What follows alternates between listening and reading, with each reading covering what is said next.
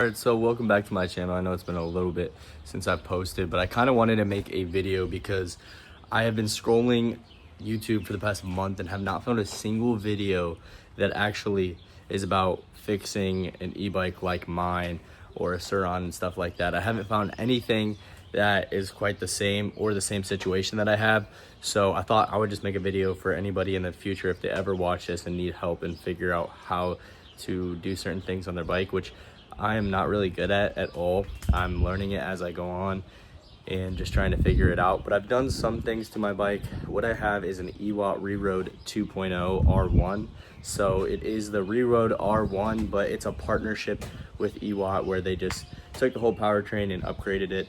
So I want to show you guys a little bit of what I've done so far. This might be a multi-part video thing because I'm not done with the bike whatsoever. I've been doing it for about a month now. So I'll go ahead and show you guys. All right, so guys, I want to show you the bike. This is the bike itself.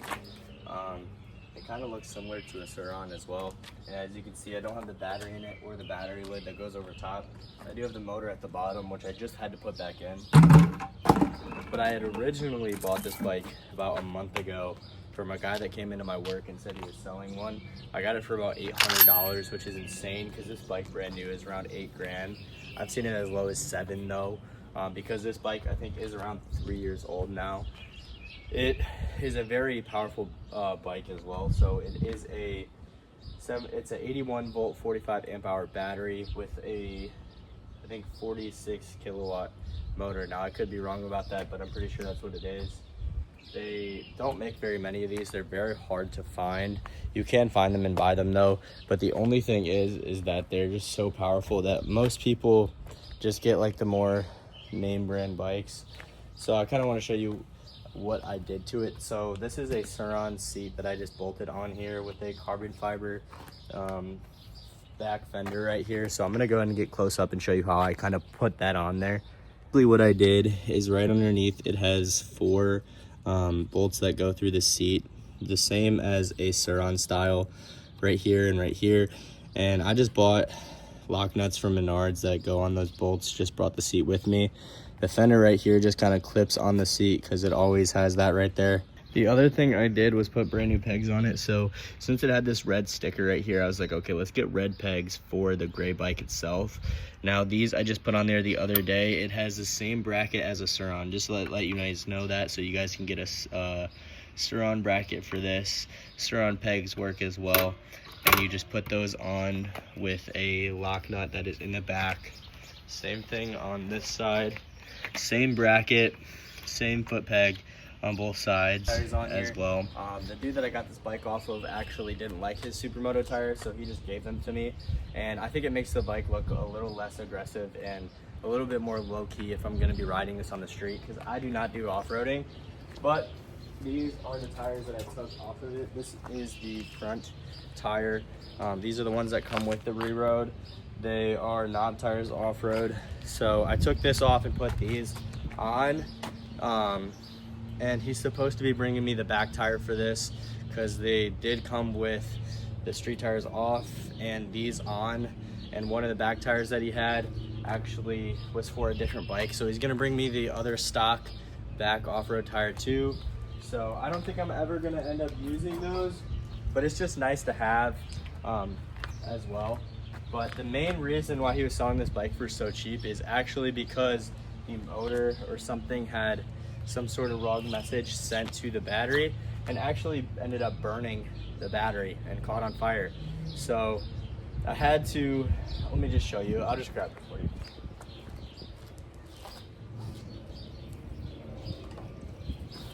Now the battery is pretty heavy itself, but what ended up happening, let me show you. The condition of the battery right now, as you can tell, this is exactly where it had burned. But what I did was I took this to a electrical shop, which you can do. I would go to a newer electrical shop. They'll actually be willing to work on this if this happens to you. But the screen is completely torn off. The screen is not going to work. Right here is the cord and pinouts. They're all crimped. This goes right to the screen and shows the communications and percentage on the screen. I completely still have the charger cables all connected in here. You could also see where I had it reconnected at the shop. So these two wires, this wire right here goes to the communication to the motherboard here and communicates to the battery. The other one is the black ground wire, and then you have the red wire as well, which is the positive. These are just sleeves on here to keep them from touching. These sleeves that they gave me are for very high powered bikes, so I just keep those on there.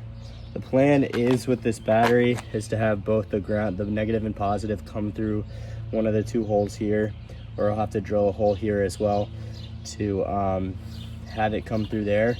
And the plan with this is that I will have to put this in the bike. We're gonna thermoplastic seal it so it is waterproof, and then I have screws sitting out here to screw the battery lid back onto place how it is. And I'm just not going to be able to use this LCD screen to tell me my percentage or anything like that. And then the power button is still connected as well. Now another problem with this bike is that I don't know for sake of the video or at all that this is going to work. The battery holds a charge is what I've been told, and they said that the battery still worked when I took it to the shop. The only thing is it's quite ugly to have to use two different phase connector wires and have it thermoplasticed in there, kind of jerry-rigged almost, but it still would be waterproof and be able to use this battery.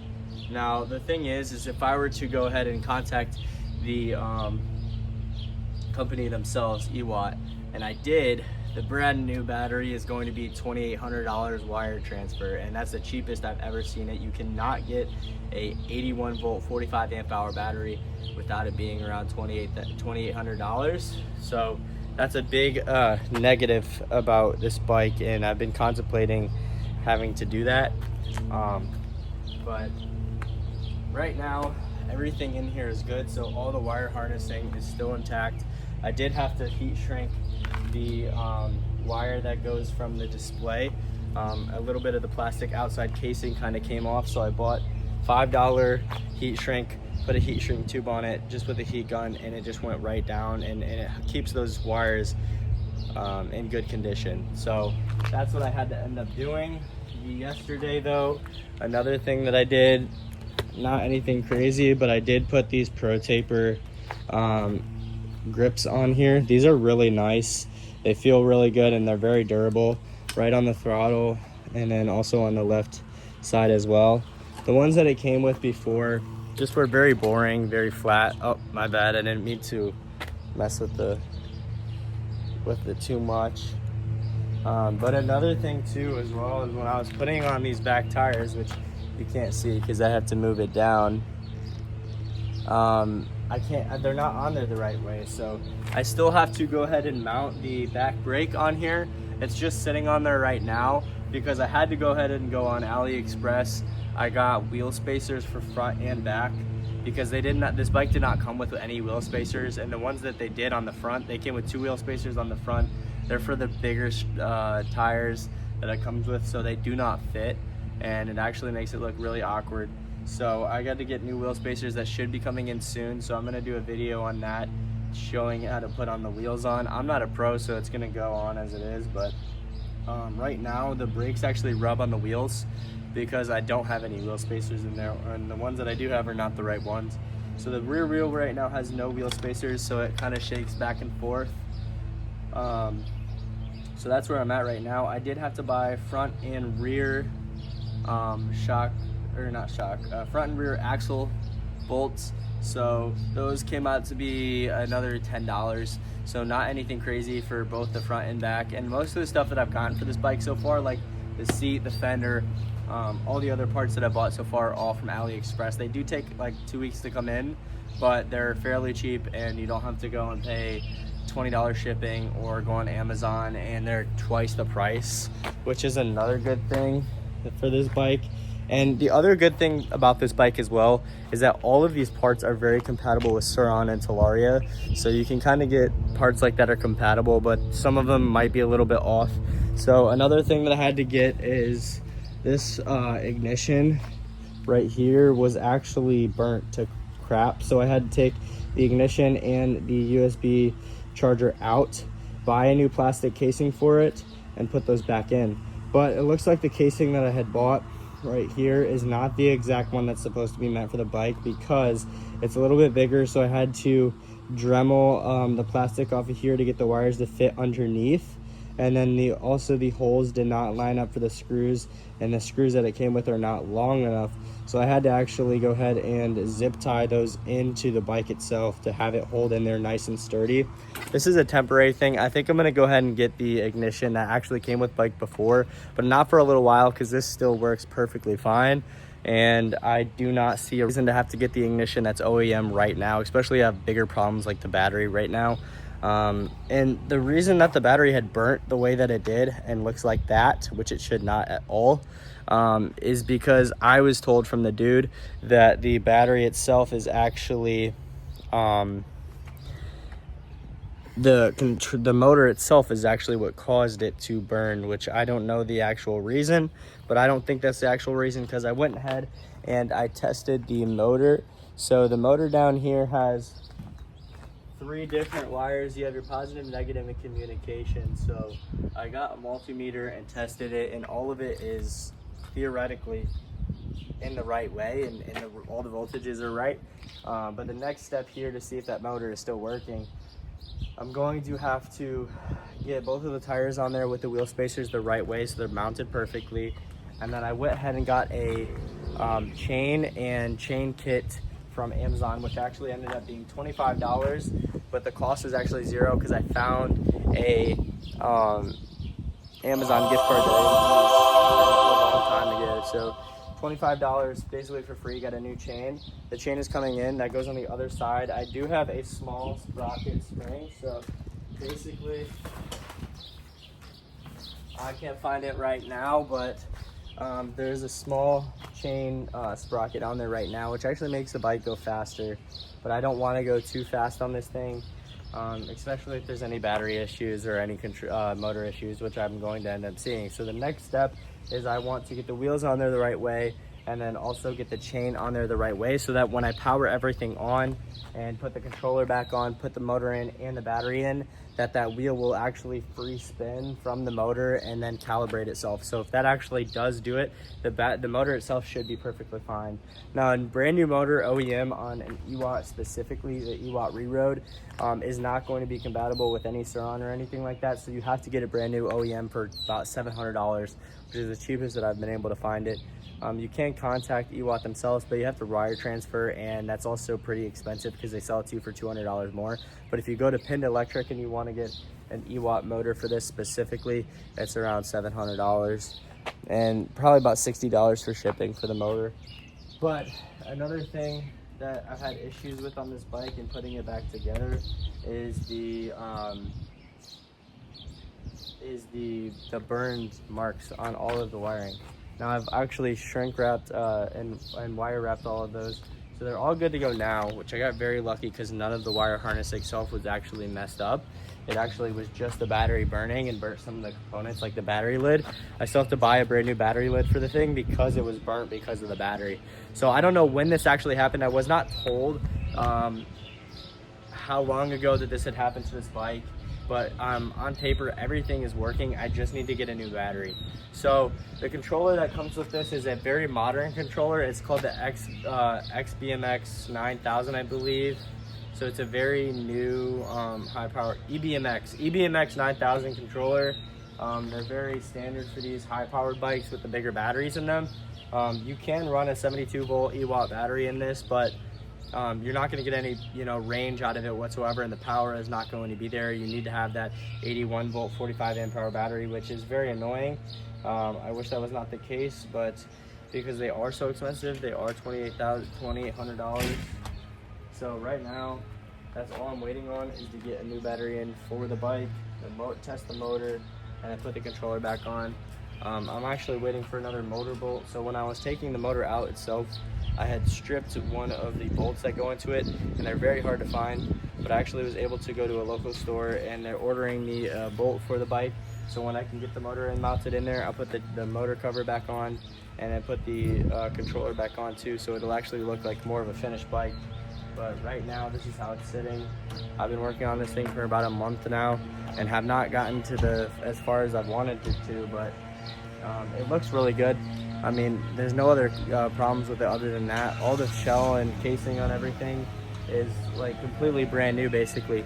So I think what had happened is he sent too much power from the battery to the motors to the battery and actually burnt it, and didn't have this bike for very long, maybe like a couple of months before it actually went out, and he just bought a new version and didn't want to deal with the issues in it. So I think I got a really good deal. It was $800. The amount of money I put into it so far is probably about $240, maybe even $300 with the $100 that it cost me to get the battery rewired because it was burnt like that. So we're sitting about $329 in cost out of the $800. So we're looking about $1,200 something dollars the total that I've cost on this bike, and these are brand new 6,000. The biggest downside to this is if I do have to end up getting a new battery, it's going to be $2,800. So you're looking about $3,400 to $4,000 for a full brand new bike, because that's what I had to put into it. So this bike, stock and brand new, if you were to buy this thing brand new, is around $8,000. So at least I'm not in the negatives with this as it is right now. But I think it's going to be a really cool, really fun bike. This is not the only e-bike I have. You can probably see in the back corner there, I have a regular e-bike.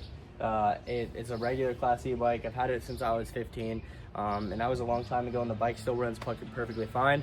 I also have a Stealth Bomber clone, so an enduro e-bike that is 12,000 watts and has a 72 volt 40 amp hour battery.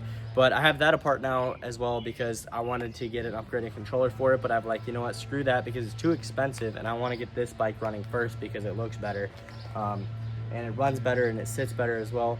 The street tires just make it look so much more low-key compared to having the original stock tires that are dirt tires on it, because if you're riding on the street in this thing, these things are not legalized, so you can get in a lot of trouble for it. So it makes it look more low-key and stay under the radar a little bit more, even though you probably will still get caught. I have not yet to get caught. I do live in a state that's a little bit more low-key. Probably see from my shirt, I live in Ohio right now, so it's a little bit more under the radar, but cops are still on a lot of BS when it comes to these types of bikes, so you have to be careful. This thing, brand new out of the box with everything brand new, goes around 75 miles an hour. I've seen people get up to 80, but I wouldn't go up that high at all. I probably won't get this bike anywhere close to that range because of the past motor issues that could be still underlying. I don't know yet because I haven't been able to test the motor. So I might have to, if that's the case and I still have to get a new motor, that's gonna cost me another setback. But as of right now, this bike looks really good. I just want to show you guys what I've done to it so far, and I will make some more videos upcoming too to how to put the wheel spacers on, make sure that the chain is on the right way and everything is spaced out the right way so that the wheels are going to spin the right way. So just look out for those if you are looking into a bike like this, or even a Surron, and you're trying to work on it because you're buying one that is actually, you know, in bad shape and you're trying to get it working again. Just refer to this video. If you have any questions, feel free to comment down below. This video could very well get 10 views and I really do not care, but I just kind of got pissed off that I could not find anything on fixing one of these bikes or a Surron like that at all. So I kind of want to make a video explaining how I'm doing it and my process on it, and just feel free to let me know if you have any questions. But thank you for tuning in. If you did get this far in the video, feel free to subscribe. I am going to be more active on this channel, so I really appreciate it.